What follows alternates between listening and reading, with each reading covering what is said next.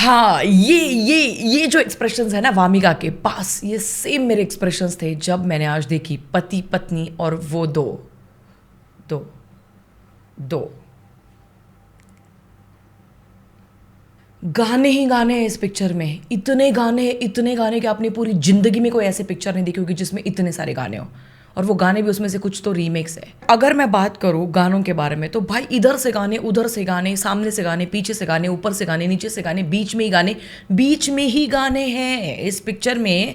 Scene चल रहा है, एक्टिंग हो रही है, कुछ तो डायलॉग बातें चल रही है, कट टू सीधा गाना, भाई साहब गाना बीच में आ जाता है। और एक्चुअली इस पूरे पिक्चर का एक भी ऐसा गाना नहीं है जो स्क्रीन प्ले को आगे बढ़ने में मदद करता हो। इसमें से ऐसा एक भी गाना नहीं है कि जो बहुत इंपॉर्टेंट है स्क्रीन प्ले के लिए। अगर ये 6 के 6 गाने अगर उड़ा भी देते हो तो भी पिक्चर को कोई फर्क नहीं पड़ता। ये ऐसे गाने हैं।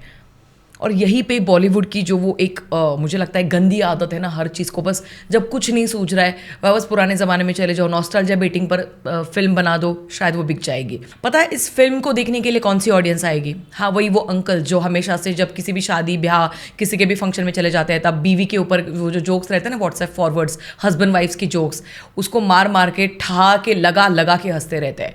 वो एक्स्ट्रा मैरिटल अफेयर, वो सारी चीज़ें उनको बहुत ज़्यादा वो सुनने के बाद ऐसे अच्छा लगने लगता है, एवरग्रीन लगने लगता है, वापस जवान फील करते हैं वो सभी अंकल्स। ये पिक्चर एक्चुअली उन अंकल्स के लिए, because Gen Z if you will ask me, I don't really think so कि जेनजी कोई पिक्चर पसंद आएगी।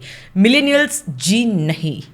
मतलब अगर आप में से कुछ ऐसे हो सकते हैं जो डाई हार्ड फैन हो, जैसे आयुष्मान खुराना के या फिर वामिका गब्बी के, सारा अली खान के या फिर रकुल प्रीत सिंह के, तो शायद आप मिलेनियल के तौर पर इस पिक्चर को पसंद कर सकते हो। But apart from that guys, it's a no, it's just a below average film for me.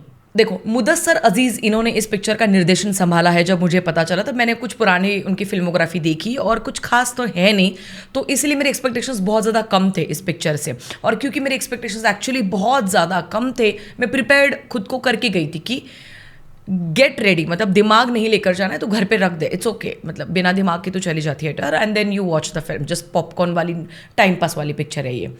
But उसके बावजूद कई ऐसी चीज़ें हैं जो हम लोग एक्सपेक्ट करते हैं कि भाई कुछ तो कॉमेडी ढंग की हो, कहीं पे तो हंसी आए। बट ऐसा भी नहीं कि इस पिक्चर में सब कुछ ही गलत है, कुछ अच्छी भी चीज़ें। सबसे पहले पॉजिटिव एस्पेक्ट्स के बारे में बात करते हैं।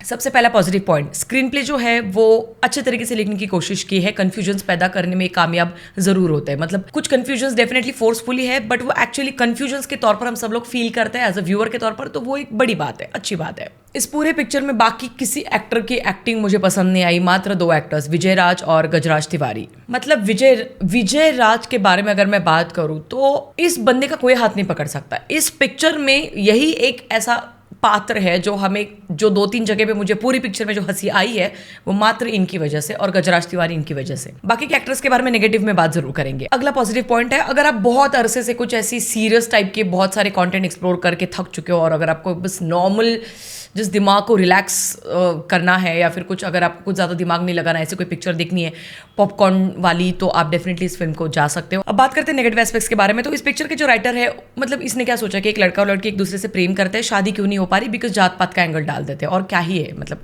और कौन सा एंगल डाल सकते हैं ना, बहुत सारी जो मल्टीपल पॉसिबिलिटीज़ है उसको क्यों ही छूना है। जो जात पात का एंगल है वो इजी है, वो डाल दो, बस खत्म बात। तो ये जो चीज़ें हैं बॉलीवुड की एक्चुअली की कुछ नहीं सूझता है इनको एक्चुअली, जात पात के, ऊंची जात नीची जात, इसके इस एक्चुअली फ्रेम के बाहर ये सोच ही नहीं पा रहे कुछ। एनीवे, अगला नेगेटिव पॉइंट, इस पिक्चर में भाई साहब Ayushmann Khurrana literally over acting करते हुए नजर आ रहे हैं। मतलब अगर आप आयुष्मान खुराना के फैन हो, इस पिक्चर को देखने के बाद आपको थोड़ा सा दिमाग को धोने की जरूरत पड़ेगी अगर आप साथ में लेकर चले गए हो तो। ओवर एक्टिंग कर रहे हैं यार आयुष्मान, सीरियसली इस फिल्म में। अच्छा, वामिका गब्बी पूरी पिक्चर में, मतलब मैं I am not kidding this at all, पूरी पिक्चर में जो तीनों एक्ट्रेसेस है तीनों के तीनों ओवर एक्टिंग कर रहे हैं। रकुल प्रीत सिंह बीच बीच में उठ जाती है, जब बैठ के भी बात हो सकती है बट उठ के बात करती है, और जब उठ के बात करती है तो सीधा जब वी मेट की जो गीत है बस उसका वो एक पर्सोना कॉपी करते हुए नजर आती है। सारा अली खान पूरी पिक्चर में, वो क्या एक्सप्रेशंस है यार। मुझे लगा था कि ये सारा अली खान के पूरी अपनी ज़िंदगी के सबसे वर्स्ट एक्सप्रेशंस है, सबसे वर्स्ट फिल्म है, बट नहीं, उसी के लगभग इर्द गिर्द घूमने वाले एक्सप्रेशंस आपको इस पिक्चर में सारा अली खान के एक्चुअली नजर आएंगे। And speaking about Wamiqa Gabbi, नहीं भाई नहीं, I just feel like she is very over rated. I don't know, इसके पहले भी मैंने कोई राजकुमार राव के साथ उनकी कोई पिक्चर देखी थी, उसमें भी कुछ योगदान नहीं है। एज आप एक लीड एक्टर के ऑपोजिट हो, आपका एक योगदान होना चाहिए, आपका परफॉर्मेंस ऐसा होना चाहिए जिसको हम लोग याद रखें, कुछ एफर्ट्स वो दिखते ही नहीं भाई। चारों के चारों जो मेन मुख्य पात्र है इस पूरी पिक्चर के, चारों ओवर एक्टिंग करते हुए नजर आ रहे, क्रिंज लग रहे, क्रिंज। अगला नेगेटिव पॉइंट है गाने, इतना इरिटेट करेंगे आपको वो गाने, बीच में आ जाता है पूरा कट करके, मतलब वो फ्लो, कंफ्यूजन का वो फ्लो चल रहा होता है, बीच में ही तोड़ के बीच में गाना घुसेड़ दो, बिकॉज क्यों है ना, प्रोड्यूसर का पैसा है तो बस गाने तो बना लिया है अभी, तो बीच में तो पिरोना तो पड़ेगा वो जबरदस्ती। पिक्चर खत्म होने के बाद भी एक गाना है, तो भाई यार मत करो, ऐसा मत करो मेरी जान, लाइफ में कुछ अच्छा करो यार। मैं एक ऐसे सिनेफाइल हूँ जो एक्चुअली गंदे से गंदी स्क्रीन प्ले वाली पिक्चर भी देख सकती हूँ, जिसमें वर्स्ट क्रिंज डायलॉग्स हो, क्रिंज डायरेक्शन हो, घटिया वीएफएक्स हो, मतलब घटिया कलर पैलेट्स इस्तेमाल किए गए हो एडिटिंग में, भर भर के ओप्पो वीवो की फिल्टर इस्तेमाल करके पिक्चर बनाई गई हो। उसके बावजूद एज अ सिनेफाइल के तौर पर मैं हर उस पिक्चर को देखती हूँ। पर कुछ ही ऐसे पिक्चरें होती है जिसमें एक्चुअली मुझे मेरा मोबाइल फ़ोन निकालना पड़ता है, और कुछ जो पेंडिंग काम रहता है, जैसे कुछ अगर चैट्स को रिप्लाई करना हो, या कुछ व्हाट्सएप पे कुछ किसी को भेजना था याद नहीं आ रहा, कुछ पेमेंट स्लिप्स बाकी है, कुछ वॉट एवर, लाइक लिटरली आज मैं पूरी पिक्चर में 2 से 3 बार मोबाइल फ़ोन मैंने निकाला, और ये बहुत कम बार होता है। अगला नेगेटिव पॉइंट है, पता नहीं क्यों बड़ी यूपी का जो एक्सेंट है वो कई जगह पे इतना क्रिंज जोन में चला जा रहा था, मतलब हर एक का, इनफैक्ट आयुष्मान खुराना का भी 1-2 जगह पे इतना वो क्रिंज एक्सेंट है वो यूपी का। अगला नेगेटिव पॉइंट है कि यार यूपी को एक स्टीरियोटिपिकल फॉर्मेट में दिखाया जाता है, भर भर के गुटखा तंबाकू खाने वाले लोग हैं, मतलब इतना गुटखा से भरे हुए सबके मुंह दांत, इतना गंदा लग रहा था वो, फोर्सफुली लग रहा था वो लिटरली, और वो समझ में आ रही थी वो चीज़ें, इतने गंदे मुंह सबके। बाकी यार देखो, इस फिल्म से कुछ भी ऐसा मुझे नहीं लगा, क्लाइमैक्स तो बहुत ही बचकाना सा था।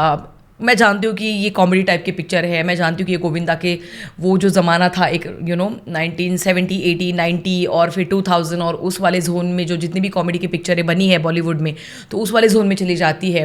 बट फिर भी I would say like 2.5 stars में देना चाहूँगी इस पिक्चर को। कुछ ज़्यादा वैल्यू ऐड नहीं किया इस फिल्म ने मेरे लिए, but yes like I said already, अगर आप बहुत थक चुके हो बहुत ज़्यादा कंटेंट कंज्यूम करके, नॉर्मल कोई पिक्चर देखनी है, जस्ट लाइक एवी बस चले जाना है, बस टाइम पास करो, खिटखिटाओ, गुदगुदाओ, एंड देन दैट्स इट, हो गया। अगर ऐसी कोई पिक्चर आप देखना चाहते हो तो डेफिनेटली आप इस फिल्म को एक मौका दे सकते हो। वैसे आप लोगों की क्या राय है इस पिक्चर के बारे में कमेंट सेक्शन में बता सकते हो। मिलेंगे अगले वीडियो में, तब तक के लिए ख्याल रखिएगा, पीस आउट।